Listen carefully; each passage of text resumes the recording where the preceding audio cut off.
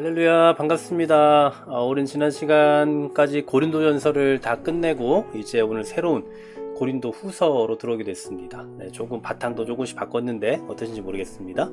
우리 오븐 큐티는 뭐 지난번에 말씀드렸던 것처럼 어떤 그 묵상을 중점으로 하기보다는 약간 성경 해석을 조금 더 중점으로 하다 보니 말은 5분 큐티지만 5분이 조금 지날 수 있다라는 점 양해 말씀드리고자 하고요. 그리고 우리가 단순히 뭐 성경을 연구하려고 하는 뭐 그런 건 아니기 때문에 가볍게 터치하고, 그리고 또 이해가 안 되는 것들은 또 자연스럽게 넘어가면 좋을 것 같고요. 그리고 그 가운데서 여러분 또 하루를 살아갈 수 있는 그런 어떤 묵상의 포인트를 좀 찾아갈 수 있으면 좋겠습니다. 오늘부터 새로 시작하는 고린도 후서에 또 더 많은 어떤 기대감을 갖고 함께 좀 나아갈 수 있으면 좋겠습니다.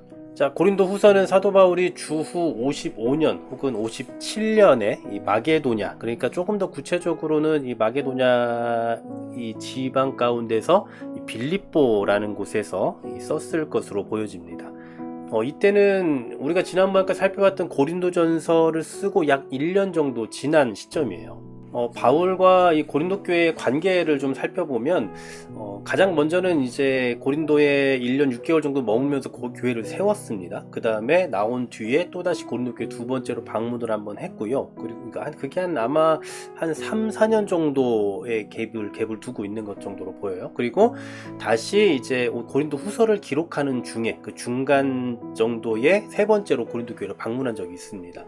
이 고린도 후서에서는 사도 바울의 개인적인 여러 가지 상황을 참 많이 말씀해주고 있어요. 바울의 개인적인 정보를 가장 많이 알 수 있는 곳이 바로 이 고린도 후서거든요. 그래서 이 사도 바울의 어떤 그 서신 가운데서 가장 개인적인 서신이라고 주로 보고 있습니다. 뭐 예를 들면 바울이 당한 환난에 대한 이야기도 하고요, 뭐 셋째 하늘에 갔다 왔다는 이야기도 하고 육체에 가시가 있다는 얘기도 하는 등 사도 바울 개인에 대한 이야기들을 참 많이 기록하고 있는 게 바로 고린도 후서죠.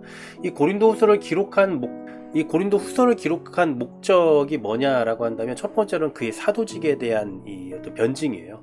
많은 사람들이 사도직에 대해서 이 바울이 예루살렘에서 위임을 받은 것도 아니고 추천장도 없는데 도대체 무슨 사도냐, 또 예수님 직접 본 사람도 아닌데 무슨 사도냐라고 참 많이 이야기했던 것 같습니다. 그들에 대해서 자신의 사도성을 변호하고 있는 게 바로 이 고린도 후서예요.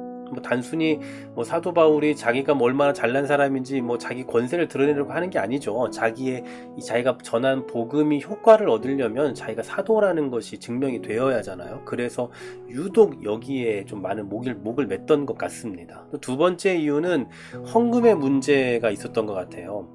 이제 우리가 뒷부분에 보면 알 수 있겠지만 바울이 이 헌금을 걷는 문제에 대해서 비판하는 사람들이 있었습니다. 아마도 바울이 개인적으로 착복을 하려고 하는 게 아닌가라고 생각을 했던 것 같은데요.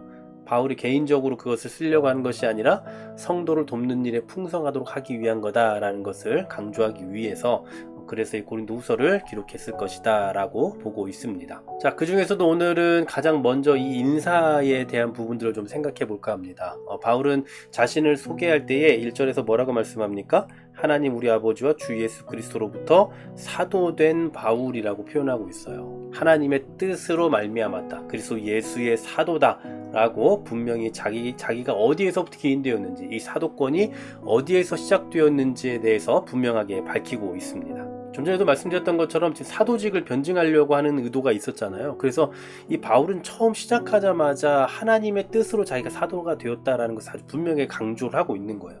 인간의 어떤 자격으로가 아니라 하나님의 뜻으로 되었다, 분명한 소명의식을 드러내주고 있는 거죠. 사실은 바울뿐만 아니라 모두가 다 그럴 겁니다. 우리도 역시나 마찬가지죠. 우리가 어떤 직분을 가지고 있는 것도 결국은 그것이 어디에서부터 기인되었는지, 어디서 출발했는지에 대한 그 분명한 의식을 가지고 있어야 돼요. 사도 바울은 어쩌면 이게 바로 소명의식이었거든요. 하나님이 날 보내셨다, 예수 그리스도께서 날 보내셨기 때문에 나는 이걸 충성스럽게 감당해야 된다라는 것을 어쩌면 처음부터 밝혀주고 있는 게 아닌가라는 생각이 듭니다. 우리 역시나 우리가 하는 그 모든 일은 바로 이러한 하나님의 부르심이 근거가 되어야 돼요. 우리가 직분을 갖고 우리가 어떤 일을 하는 것은 결국 하나님이 이 일을 위해서 우리를 불러주셨다라는 어떤 그런 은혜에 근거하고 있어야 된다라는 사실이죠. 어쩌면 이러한 마음으로 사도 바울도 처음에 자신이 어디에서부터 출발했는지를 밝혀주고 있는 것 같다라는 겁니다. 자, 그리고 이제 이어서 이 수신자가 누구인가를 가르쳐주고 있습니다.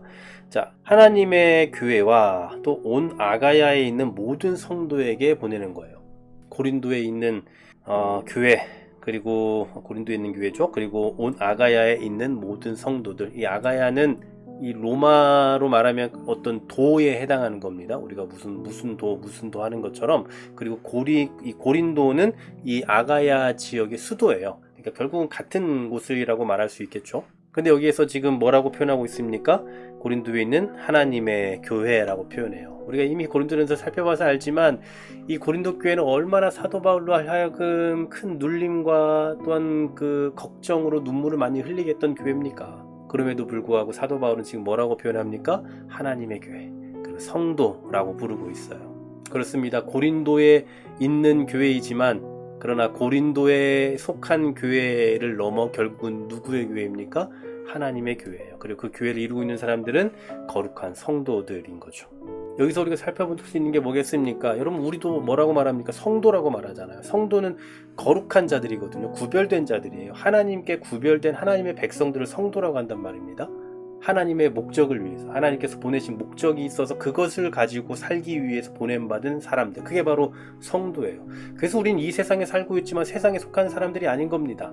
우린 누구에게 속해 있습니까? 바로 그리스도께 속해 있다라는 거죠. 이런 성도라는 그 부름을 통해서 지금 그들에게 너희가 어디에 있어야 하느냐, 이것을 좀 생각하게 하는 것 같아요. 우리도 마찬가지. 우리도 성도라는 이름을 들을 때에 그냥 어떤 직분 중에 하나, 직분이 없는 사람을 성도라고 부르는, 보통은 이렇게 생각하지만 그게 아니라 우리가 성도라는 이름을 가졌다라는 것은 세상에서 어떠한 존재로 살아가야 할 것인가를 드러내고 있는 표현일 거거든요. 하나님께 속한 사람으로서 하나님의 자녀답게 살아야 되는 그 존재, 그게 바로 성도인 거예요. 하나님의 거룩하신 것처럼 그의 백성도 거룩해야 되죠. 그래서 우리 성도로 부름받은 우리는 이 땅에서 게을러서는 안 될 거예요. 하나님의 부르심의 그 의미를 깊이 생각하면서 진짜 우리를 성도로 부르신 하나님의 그 뜻에 합당한 삶을 살아가기 위해 발버둥 쳐야 할 것입니다. 오늘도 하루를 살아가시는 저와 여러분, 오늘 우리는 성도로 부름받았습니다. 우리 세상에 살지만 그 세상에서 성도로 살아갈 수 있도록 부름받은 존재들이에요. 이 사실을 기억하시면서 믿음으로 이 하루를 살아가시고 성도다운 삶, 하나님께서 부르신 보냄받은 그곳에서 보냄받은 자로서의 삶을 살아내는 우리 모두가 되기를 간절히 소망합니다. 고마우신 주님 감사합니다. 오늘도 우리를 성도로 부르신 줄로 믿습니다. 성도로서 어떤 삶을 살아가야 할 것인가를 더 분명히 생각하는 이 하루가 되게 하여 주시고, 오늘도 성도된 자로서 우리 각각이 살아가는 그 자리에서 성도로서의 삶을 살아가는 우리 모두가 되게 하여 주시옵소서. 예수 그리스도의 이름으로 기도하옵나이다. 아멘.